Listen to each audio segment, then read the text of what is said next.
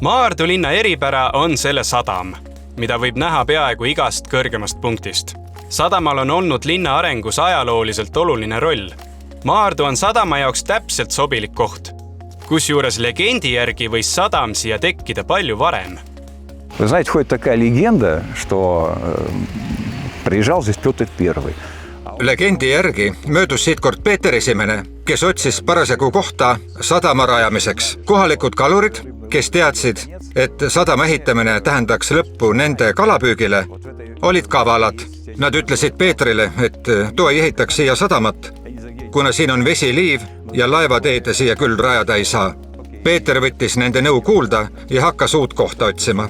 Lõpuks ehitaski ta sadama hoopis Paldiskisse. Pärast pikki aastaid rajati Maardusse siiski sadam ja see mängis linna kujunemisel olulist rolli. Enne kui hakkame rääkima sadama rajamisest, meenutame sellist inimest nagu Anatoli Tregubov, kes oli aastatel 1978–1985 Eesti NSV ministrite nõukogu esimehe asetäitja. Ja ta elas selle meremeeste ühiselamus, tal oli seal oma luksnumber ja tal oli palju vaba aega. Õhtuti tal pole midagi teha. Ta tegi enda juures sellise töögrupi, kuhu kuulus tema abi, kes pani kirja kõik tähtsad asjad ja mina olin seal nõunikuna ja kuna mina olin plaaniosakonna juhataja või ülem, siis ma valdasin täielikult laevanduse kõiki arve ja neid asju. Me tegime seal palju õhtuti ja eriti laupäevati tööd, tegime igasugused käskirju seoses plaani täitmisega, mitte täitmisega ja nii edasi.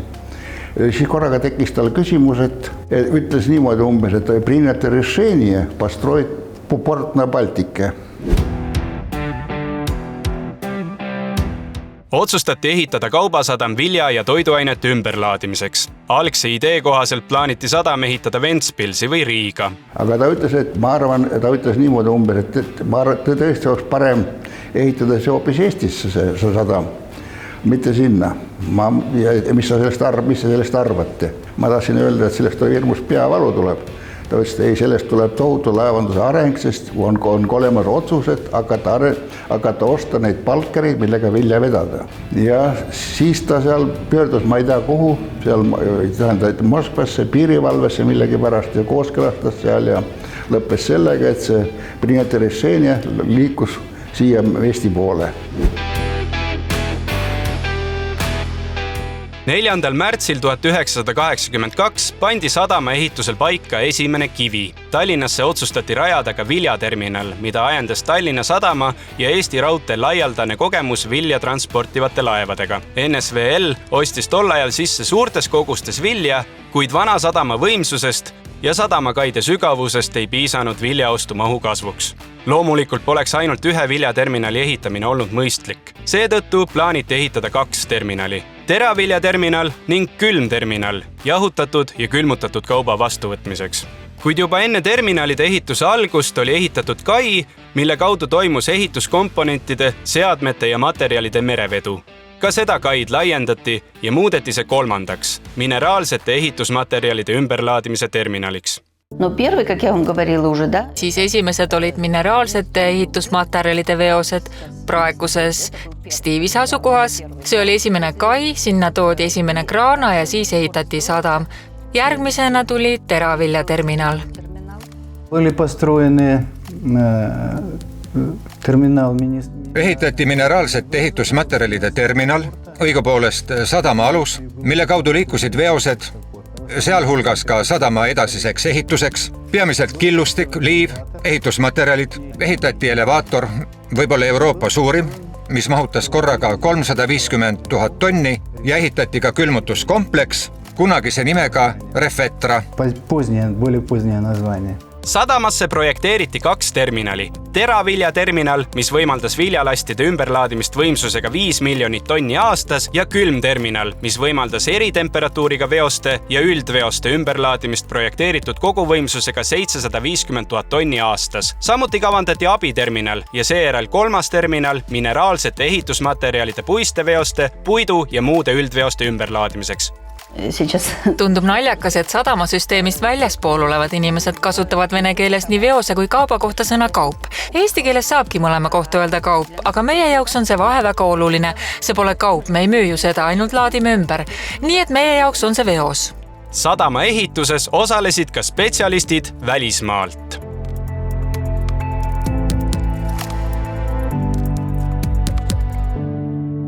jah, ja siis tähendab see pärast see asi hakkas arenema, Tregubov läks ära, aga siis järgmine lavandusülem oli Kask ja kes seda edasi ellu viis selle idee, muidugi see oli vabariigi poolt oli pandud selline mees nagu Palu.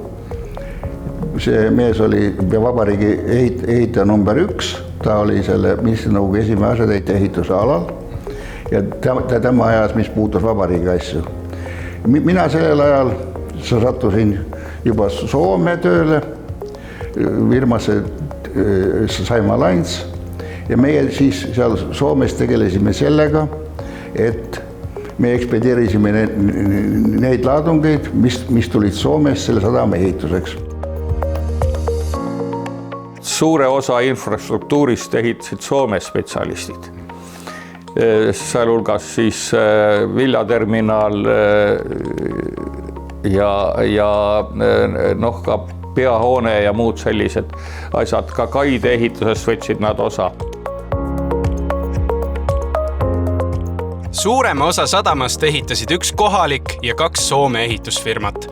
ÜIT ehitas viljaterminali, sealhulgas elevaatori, kai laevade vastuvõtuks, vagunite töötlemise jaama ja kontorihoone. EKE Engineering ehitas külmlaod, külmterminali kontorihoone ja sadamavalitsuse hoone. Lisaks tarnisid Lääne-Saksamaa ettevõtted kaiäärsed viljalaadurid ja teraviljakompleksi juhtimissüsteemi. Lepingud välisfirmadega sõlmiti 1984. aasta veebruaris. Здесь участвовал и Siemens в том числе. Ehituses osales muuhulgas ka Šveitsi ettevõtte Siemens, mis koostas automatiseeritud juhtimissüsteemide projekti. Merelaevastikuministeeriumi idee ning välistöövõtjate teadmised, kogemused ja soov luua midagi uut viis lõpuks sadama valmimiseni. Все реализовали. Uue sadama ehitusel kasutati oma aja kohta uuenduslikke tehnoloogiaid. Первый, наверное, метод Ilmselt esimeseks uuenduslikuks tehnoloogiaks oli territooriumi arendamise meetod.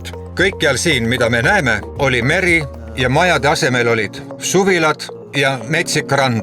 Kogu siinne ala oli veega kaetud, aga kuna meri oli kalda lähedal piisavalt sügav, otsustati merepõhja süvendada ja saadud pinnas tahapoole viia. See tekitas maapinda juurde. Kogu sadama territoorium on seega täitepinnas. То есть весь порт насыпной. Kontori ja laoruumide ehitamiseks kasutati plokkehituse meetodit. Здание Hooned toodi siia praktiliselt osade kaupa. Ka Hruštšovkasid ehitati nii, et betoonblokid laoti üksteise otsa ja siis hakati puurima, kaableid vedama ja kõike muud. Kõik oli siin tehases valmistatud, sealhulgas ka Soomes. Kõik kontorihooned, mis sel ajal ehitati plokkmeetodil nagu legoklotsid. Pandi lihtsalt kokku ja ühendati ainult torud ja kaablid ja oligi valmis. трубы или кабели подключали, все. Muuga sadama kõige äratuntavam objekt on endiselt viljaelevaator, mida ehitati samuti uutmoodi. Элеватор, я тоже впервые это увидел. Ma nägin elevaatorit esimest korda ja Eesti ehitustööstuse jaoks oli see samuti uus. Seda ehitati pideva betoneerimise teel.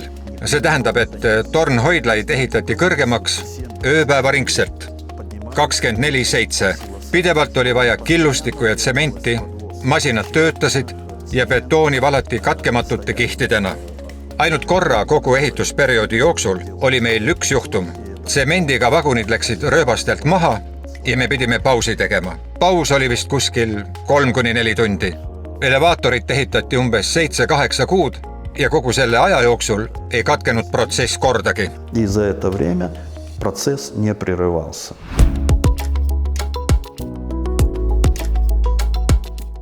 Uus sadam pidi tegema koostööd raudteega, mistõttu rajati ka uusi haruteid ja vajalik infrastruktuur. Sergei Artjomov tuli Tallinna sadamast uue sadama ehituse juhtkonda. Hiljem siirdus sadama administratsiooni sadamaülema assistendiks raudteeoperatsioonide alal. See oli Baltikumis esimene sadam, millel oli päris algusest raudteega hea koostöö. И мы построили свою работу. Me hakkasime oma tööd tegema täiesti uutel põhimõtetel. Kui varem kehtis raudteede määrustiku printsiip, mis oli kohustuslik kõikidele tööstusharudele, siis õnnestus meil oma suhted sadama töötajate ja raudteelaste vahel üles ehitada rohkem kaubanduslikel alustel. Коммерческих основаниях. Ametlikult avati uus sadam 19. detsembril 1986, kuigi esines ka raskusi. Ja siis edasi sadam sai lõpuks valmis, seal oli väga palju probleeme ja küsimusi, siis minu oli pidulik avamine oli, seda avama tulid, Moskvast tuli Rõškov, kes oli ministrinõukogu esimees, ja Soomest tuli Sorsa, kes oli samuti peaminister Soomes. See avamisel oli veel üks nali, et laevandusülem siis Kask sõitis sadamasse koos nende kõrgete külalistega, aga et avada sadam, et vormistada, oli vaja täita selline nagu vastuvõtmisprotokoll. Seal oli 2 allkirja puudu. Üks allkiri oli selle puudu Tööstuse Ehituspanga poolt. Nendel oli mingi probleem ja mis põhiline probleem oli see, oli hüdrograafia valitsuse poolt. Ja siis laevandusülem jättis mind, et istu minu kabinetis ja lahenda küsimused ära. Ma kutsusin Palu, kiiresti Palu kutsus selle, tähendab, Tööstuse Ehituspanga juhataja asetäitja, oli selline naisterahvas, ma ei tea, mis perega nimi, Trense või midagi sellist. Saima oli eesnimi, võttis Saimal õlgades kinni, Palu oli väga võimas mees, nii suurt kasvu ja 130 kilo kaalus, kui nõud ise ütles. Ja ütles, et kirjuta alla ja see naine kirjutas alla. Aga jama oli selles hüdrograafiaga, kuna hüdrograafial on oma hüdrograafia kuulus ja kuulub ka praegust, ma arvan, Venemaal sõjaväe koosseisu. Ta kuulus mereväele ja selle Balti mere hüdrograafia ülemees Rihperu kapten, ma ei tea, mis see nimi enam ei mäleta, otsus, et tema alla ei kirjuta, kuna vastavalt seadusele pidi olema sinna ehitatud ka sadama selle Majaka linnak. Aga Majaka linnak nägi ette lehmalauda, nägi ette kartulimaa ja tähendab lehma karjatamise võimaluse. Aga see oli täielikult nonsense, sest see sadam tuli peaaegu linna, eks ole. Ja tema idee, seadus on seadus ja siis ei jäänud mul muud üle, kui helistada selle, tähendab, Balti laevastiku ülemale. Aga see helistamine on niimoodi, et see Trekuubova ajal pandi meile sisse, tähendab, kõrgsagedustelefon. See on selline telefon, mida pealt kuulata ei saa, millega oli ühendatud kõik need suured NSV Liidu tähtsamad mehed ja asutused. See oli nagu salajane, oli seal selline nimekiri, seal ei olnud küll, muidugi seal ei olnud neid esimesi mehi, ütleme, seal ei olnud näiteks Gorbatšovi, oli kindlasti mingi abi, aga ministrid kõik olid seal olemas. Mina helistasin siis sellele admiralile, mis ta nimi oli, Ivanov oli mul nuke tunne, et kas ta oli viceadmiral või admiral. Igatahes rääkisin nuke jama, et siin on suured mehed on sadamas ja teie Rihperu kapten ei taha alla kirjutada, ei taha nõus olla. Kuid teise allkirja saamiseks tuli kasutada kontakte kõrgematel kohtadel. Aga jama oli selle suure hüdrograafiaga, kuna hüdrograafial on oma hüdrograafia kuulus ja kuulub ka praegust, ma arvan, Venemaal sõjaväe koosseisu. Ta kuulus mereväele ja selle Balti mere hüdrograafia ülemees Rihperu kapten, ma ei tea, mis see nimi enam ei mäleta, otsus, et tema alla ei kirjuta, kuna vastavalt seadusele pidi olema sinna ehitatud ka sadama selle Majaka linnak. Aga Majaka linnak nägi ette lehmalauda, nägi ette kartulimaa ja tähendab lehma karjatamise võimaluse. Aga see oli täielikult nonsense, sest see sadam tuli peaaegu linna, eks ole. Ja tema idee, seadus on seadus ja siis ei jäänud mul muud üle, kui helistada selle, tähendab, Balti laevastiku ülemale. Aga see helistamine on niimoodi, et see Trekuubova ajal pandi meile sisse, tähendab, kõrgsagedustelefon. See on selline telefon, mida pealt kuulata ei saa, millega oli ühendatud kõik need suured NSV Liidu tähtsamad mehed ja asutused. See oli nagu salajane, oli seal selline nimekiri, seal ei olnud küll, muidugi seal ei olnud neid esimesi mehi, ütleme, seal ei olnud näiteks Gorbatšovi, oli kindlasti mingi abi, aga ministrid kõik olid seal olemas. mina helistasin siis sellele admiralile, mis ta nimi oli, Ivanov oli mul tunne, et kas ta oli viitseadmiral või admiral. Igatahes rääkisin nuke jama, et siin on suured mehed on sadamas ja teie esimeru kapten ei taha alla kirjutada, ei taha nõus olla. Siis tähendab see ta ütles, ja ему поправлю мозги. Ja see tõesti, admiral pidas sõna ja esimees kapten ütles, et temal pole midagi selle vastu, et seal seda majakalinnakud ei ole, et seal ei ole vaja tõesti lehma pidada, seal suures puuga sadamas.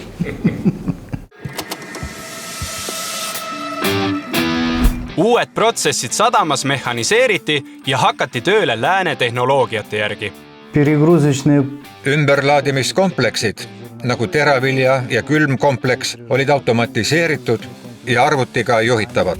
Struktuuriüksused terminalides, mida juhiti automaatselt, said kätte valmis toote. Kõik see tuli integreerida ka sadama üldbaasi. Üldbaasist väljastati sadama juhtkonnale teavet, milleks olid peamiselt majandusülesanded, personaliküsimused, palgaarvestus ja muu seesugune. Üldbaas projekteeriti peamiselt sadama juhtkonna jaoks ja ümberlaadimiskompleksid olid juba automatiseeritud välismaiste programmidega. Viljaterminalis olid paljud protsessid mehhaniseeritud ning see eristas uut sadamat teistest märkimisväärselt. Это, конечно, была по тем временам просто фантастика. See oli muidugi lihtsalt fantastiline, sest terminal oli tol ajal ülimehhaniseeritud, osaliselt kasutati arvuteid ja laadimine oli automaatne. Suurem osa meie sadamaid laadib praeguseni viljakopaga. Viljaterminal sai kaupa peale ja maha laadida nii merelt kui ka raudteelt. Это пульт погрузки-выгрузки вагонов. See on vagunite peale ja mahalaadimise pult, mida juhitakse selle juhtkangiga. Vagunite külge haagitakse spetsiaalne käru ja seda komplekti saab edasi-tagasi liigutada, juhtides vagunid punkrite kohale. Siin muudetakse vankri kiirust ja kui vagunid on soovitud kohal, tuleb mahalaadimiseks vajutada mahalaadimise nuppu. Kust ma seda tean? Ahaa, 20 aastat tagasi töötas see noormees just siin. Aastad on teda räsinud. Со временем годы его потрепали.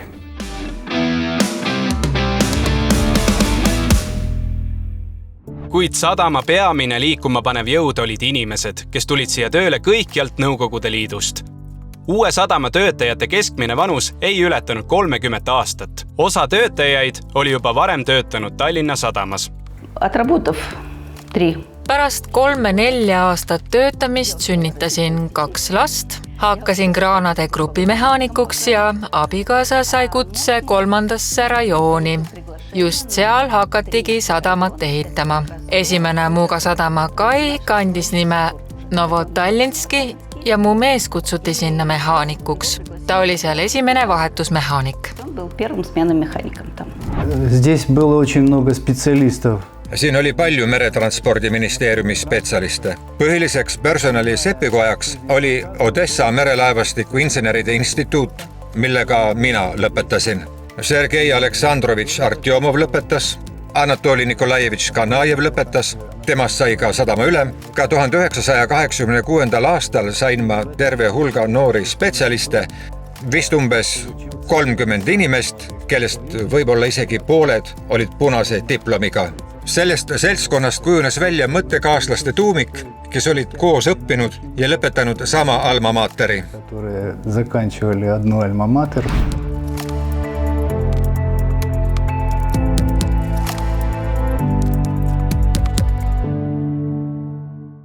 Я закончил Одесский институт инженеров морского флота. Lõpetasin 1978. aastal Odessa merelaevastiku inseneride instituudi meretranspordikorralduse erialal. Tallinnasse sattusin suunamisega. Praegu kutsutakse seda vanaks sadamaks, aga siis oli see Tallinna merekaubasadam. Ma töötasin seal lühikest aega, 8 aastat, peale mida läksin üle uue sadama ehituse juhtkonda. Систему порта я попал. Sadamasüsteemi sattusin väga ebatavalisel moel. Töötasin sel ajal Kaug-Idas Nahotka merekauba sadamas ja mu enda soovil ja merelaevastiku ministeeriumi otsusel viidi mind üle Tallinna Uussadamasse. Juhtus nii, et 1986. aastal tuli ainuüksi Odessa merelaevastiku inseneride instituudist 100 inimest, 100 noort spetsialisti. Oli ka Makarovka kõrgema merekooli lõpetajaid Peterburist. Lisaks tuldi veel Odessa merekoolist ja Keskmerekoolist, kus olid mehaanikud käitajad. Makarovkast tulid ainult käitajad. Ka Leningradi Arktika merekoolist tuli spetsialiste, ainult mehaanikuid, keda oli siin umbes 20. В порт я попал в конце 80-х годов. Sadamasse sattusin 80-ndate lõpus Komsomoli liini pidi. Õppisin Tallinna sadamas, kus polnud veel õppekompleksi ja tööd alustasin teisel pool lahte uues akvatooriumis. See oli väga põnev, et meid uusheitisse kutsuti. Приехал я по Комсомольской линии.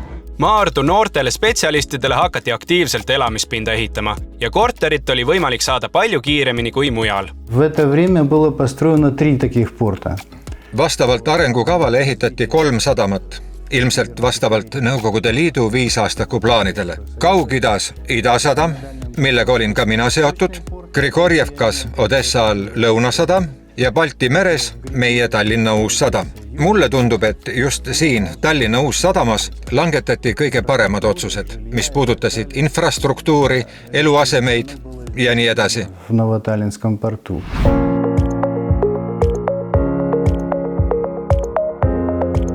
Что очень порадовало, когда уже пошла информация. Olin väga rõõmus, kui sain teada, et sadamat ehitatakse ja et see tuleb nii suur ja huvitav. Liikus info, et siia hakatakse ehitama rohkelt elamispindu ja ütleme nii, see oli tol ajal suur maiuspala, sest eluasemetega olid lood kehvad. Just enne seda olin käinud sadama ülema juures. Tollal polnud direktoreid, vaid olid ülemad ja ma küsisin, milline on väljavaade saada korter vanasse sadamasse, kui meil on 2 last. 2 last erinevast soost, see tähendab 10 aastat ühiselamus, siis aga küsiti, kas teie mees töötab 3. rajoonis? Ma vastasin jaa, sel juhul saate varsti. О, вы скоро получите. На тот момент, когда я перешел в порт, Kui ma sadamasse üle tulin, ehitati Kellamäe tänavat, mida siis kutsuti Kumanenkoks. Neid maju Veerul siis veel ei olnud, aga ehitus käis väga kiires tempos. Esimesena ehitati 3 suurt ühiselamut. Need seal on Veeru 4 ja Veeru 6 ja Nurga 7. 7-korruselised majad, ühiselamud, väga mugavad. Võib öelda, et tolle aja kohta super ühiselamud. суперские общежития. Vanade plaanide järgi pidi Maardu linna elanike arv ulatuma 50 000 inimeseni. Kuid kõike kavandatut ei jõutud ehitada.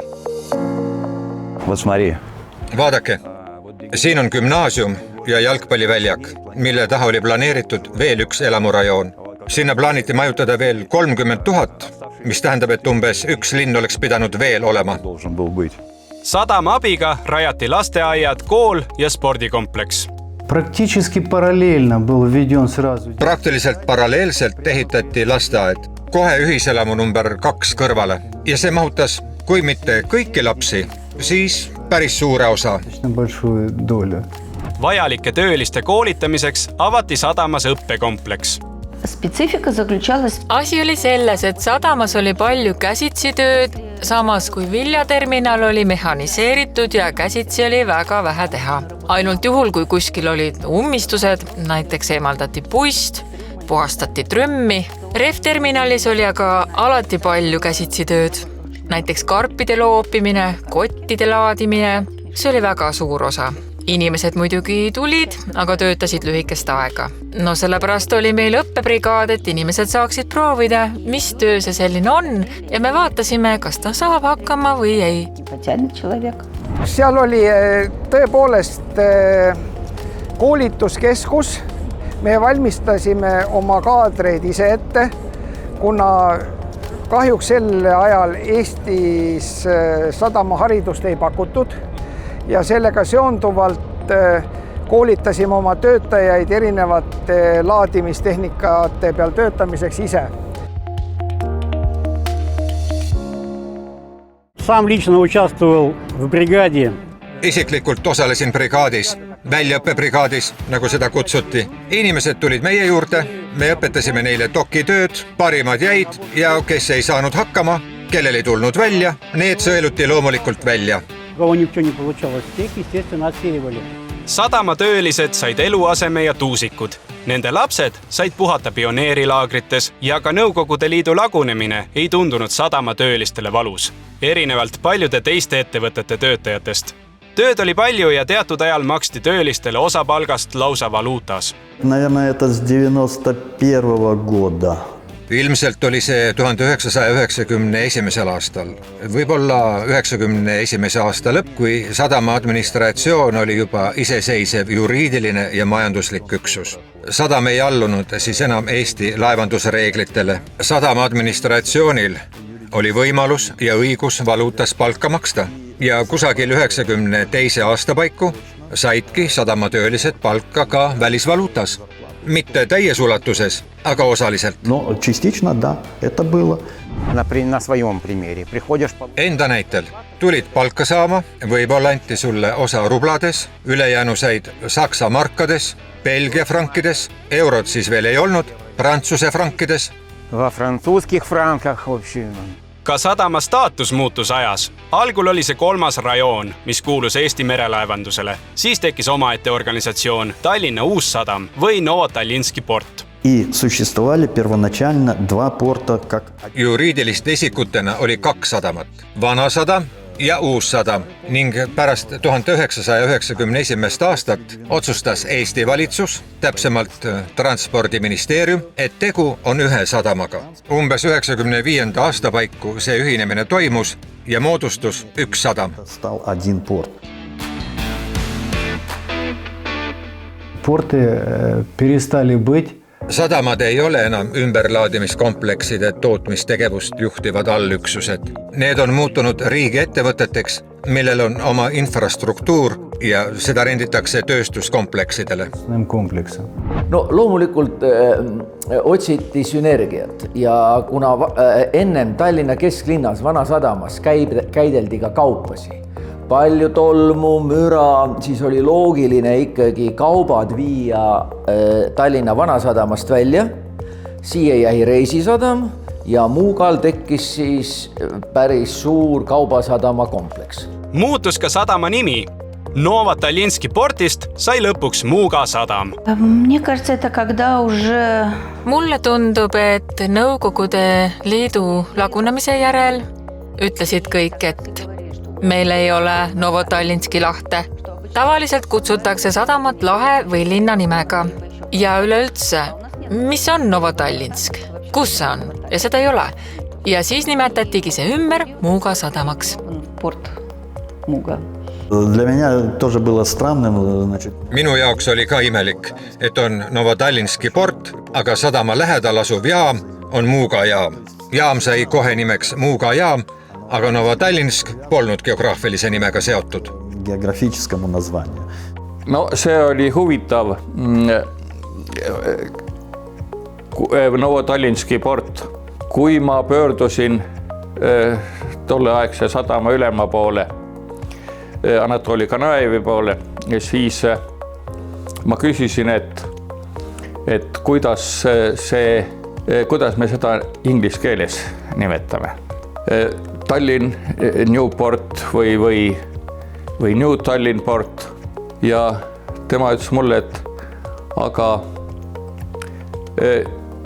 nimetust ju ei tõlgita. Ja ma ütlesin, aga kuidas me siis seda eesti keeles nimetame? Siis ta hakkas naerma ja sai aru, et see on keeruline küsimus ja lõppude lõpuks me ikkagi nimetasime teda Muuga sadamaks. 90. algus andis tõuke uute terminalide ehitamiseks. Sadam läks struktuuriüksusena ühtse Tallinna sadama koosseisu. Hakati välja töötama eraettevõtjate, riigiasutuste ja Tallinna sadama administratsiooni vahelisi rendisuhete reegleid. Terminalid hakkasid minema erakätesse. Terminal Zernovoi stal Teraviljaterminalist sai teravilja ümberlaadimise kompleks, külmterminalist sai samuti omaette ümberlaadimiskompleks. Umbes sel ajal ilmus ka konteinerterminal, mis oli alguses eraettevõte. Mineraalsed ehitusmaterjalide ümberlaadimise terminal ja teised terminalid erastati ning neist said sarnaste nimedega ettevõtted. Примерно с теми же названиями были достаточно активные. Sadama administratsioonis olid aktiivsed inimesed ja kõige aktiivsemad neist olid terminalide administratsioonis, kes leidsid, et kuna nüüd on see võimalik, siis teeme ära. Ну, давайте это организовывать. See oli tormilise kasvu ja lootuse periood. Ühed esimesed eraterminalid rajati just aastatel 1991 kuni 1993. Need olid teerajajad, näiteks naftaterminal, Pakk-terminal Stiivis. Pakk-terminal – это отдельная история. Pakk-terminaliga oli hoopis teine lugu. See on Eesti-Hollandi ettevõte, mis ehitatigi eraettevõttena nagu ka teised naftaterminalid. Mis puutub üldveostesse, teraviljakompleksi, külmutuskompleksi, mineraalset ehitusmaterjalide veoseid, kõik sõltus inimestest.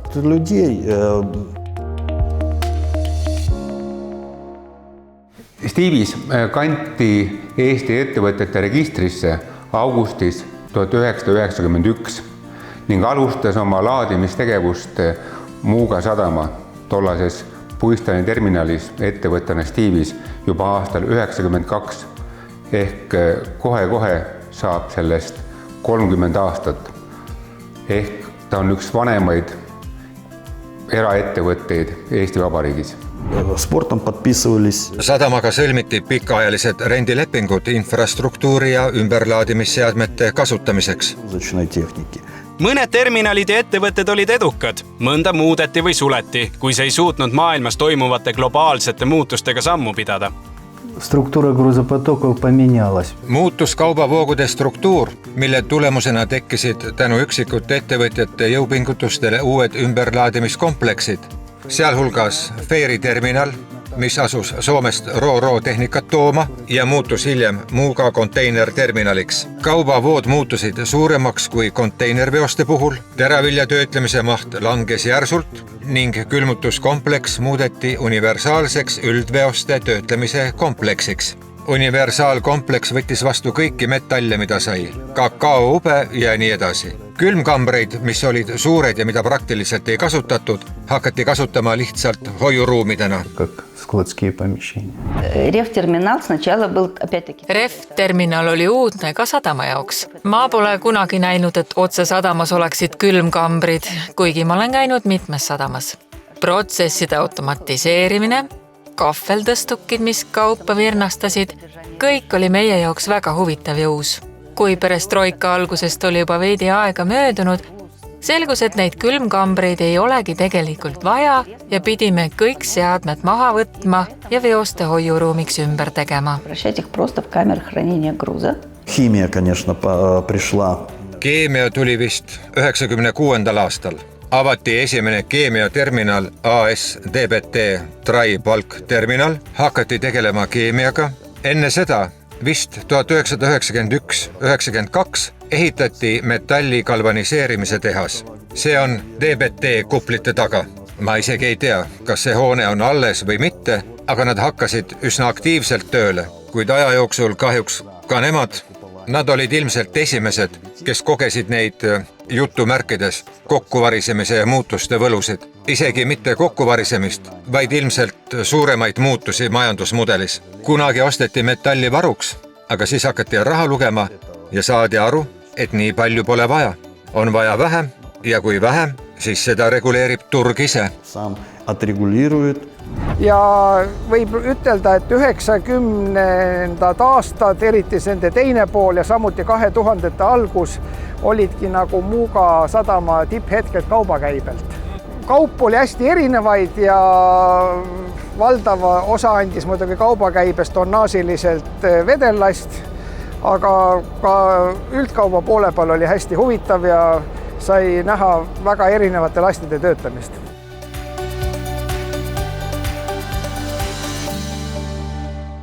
1992. aastal loodi ka AS Parvlaeva terminal, millest sai hiljem liikuma panev jõud konteinerterminali rajamisel.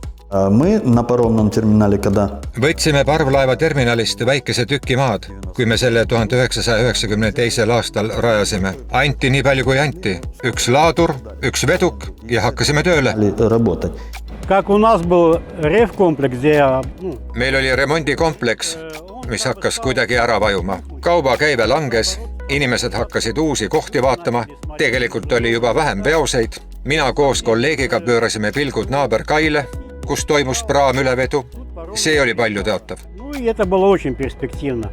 Liinioperaator firma, kellega sõlmiti esimene parvlaeva terminali leping, lõpetas tegevuse 1993. aasta jaanuaris. 1993. aasta märtsis sõlmiti leping Eesti merelaevandusega, kes omakorda soovis keskenduda konteineritele.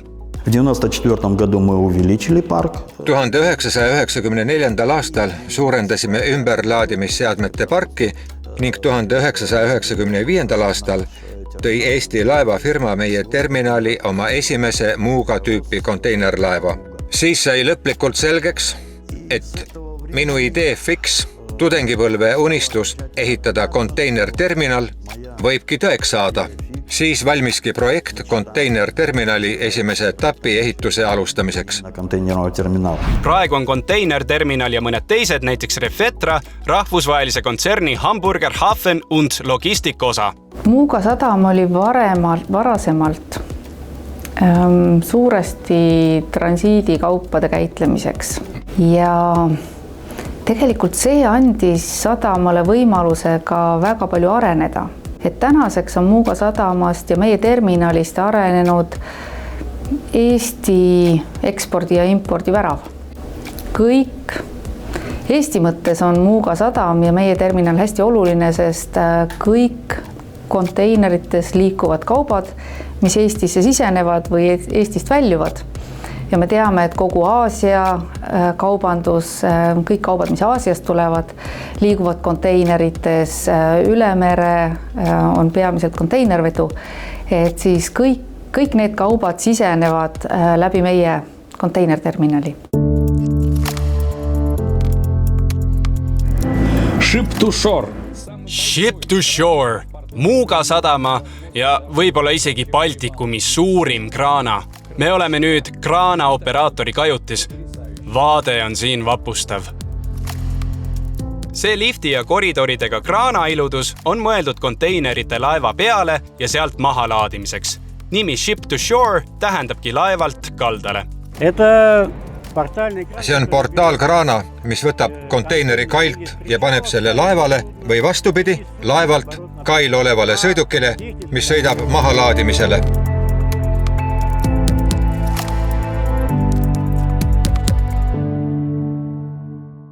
Üheksakümnendatel läks sadamale kuuluv taristu Maardule, millest oli selleks ajaks saanud omaette linn. Mäletan, et see oli Maardu eelmise linnapea Georgi Põstrovi ellu viidud algatus.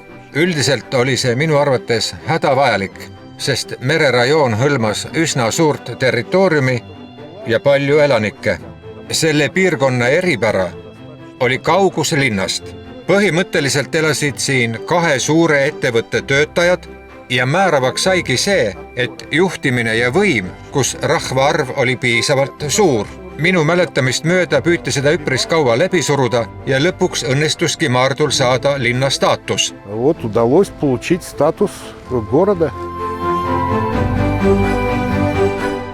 Muuga sadamal on olnud kriise.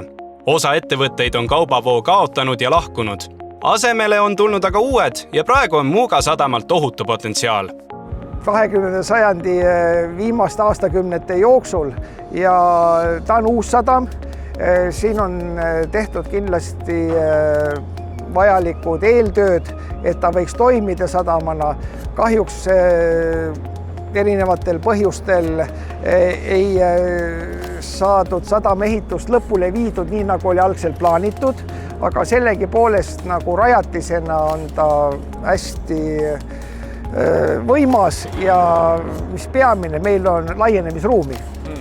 Oleme uuendanud, koos Tallinna sadama uuendanud kaisid, kaipealseid platse, laadimistehnikasse oleme investeerinud platside laienemisse, rentinud territooriumi juurde, et olla konkurentsivõimeline ja praegu me oleme saavutamas nagu päris head taset, et olla tänapäevas siin Muugal ja üldse sadamates konkurentsis.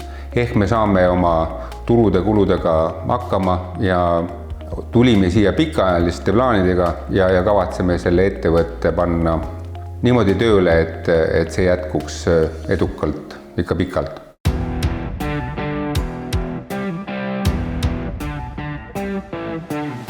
Meil on väga ambitsioonikas tulevikuplaan, et meie kõiki terminali osasid planeerime arendada. Meil on piisavalt territooriumi, et veel laiendada konteinerite terminali ja konteinerite käitluse võimekust. Eelmisel aastal saabusid meile 2 uut konteinerkraanat, millega me võtsime kasutusele Kai 17. Ja nüüd saame teenindada selliseid konteinerlaevu, mis on umbes 4-kordse suurusega kui varemalt. Et nende kraanadega saame vastu võtta konteinerlaevu kuni mahutavusega 14 000 teud ehk konteinerühikut. Ja meil on piisavalt veel territooriumi, et siin kasvada. Üldkaupade terminal, see on terminal, mis ladustab kaupu, samamoodi lossib, laadib laevu, et siin laiendame oma laopindasid. Ma arvan, eelised on päris mitmed. Esiteks,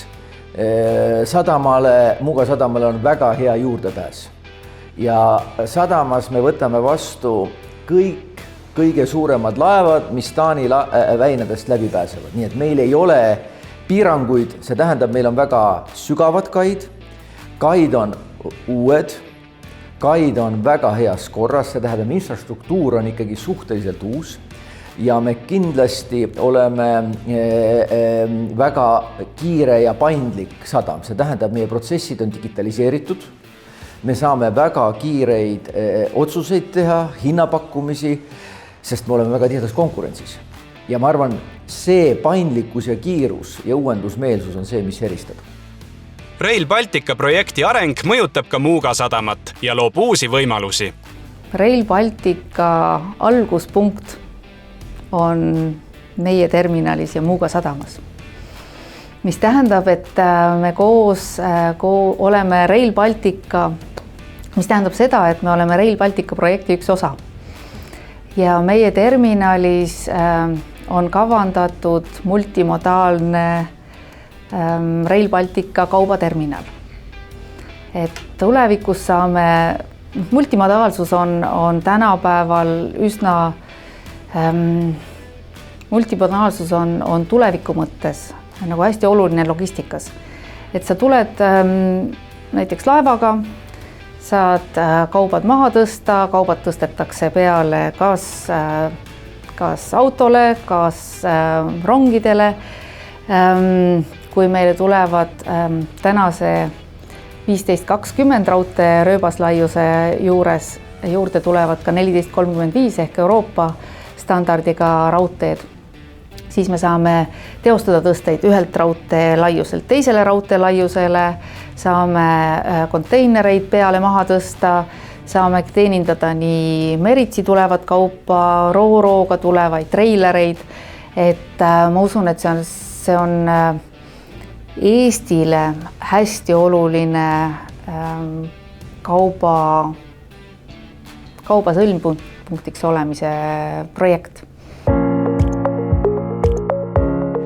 Siin pildi peal ongi näha, et siin on praegune kaubajaam ja vot siia vahele, praeguse kaubajaama kõrvale tuleb Rail Baltica kaubajaam. Nii et tekib selline multimodaalsus, kus on ühendatud 2 raudteed, autoteed, mere juurdepääs, nii et selles mõttes tegemist on väga hea logistika sõlmega tuleviku jaoks, väga kaasaegse sõlmega, nii et Muugal on väga suurt perspektiivi. Lisaks sellele on siin taga veel vabu maid tööstuspargi jaoks, laod, võib-olla tehased, nii et selles mõttes Muuga loob tulevikus kindlasti uusi töökohti. Ka Maardu jaoks, aga ma mõtlen, ta on tulevikus ka väga oluline kogu Eesti jaoks kui logistikasõlm.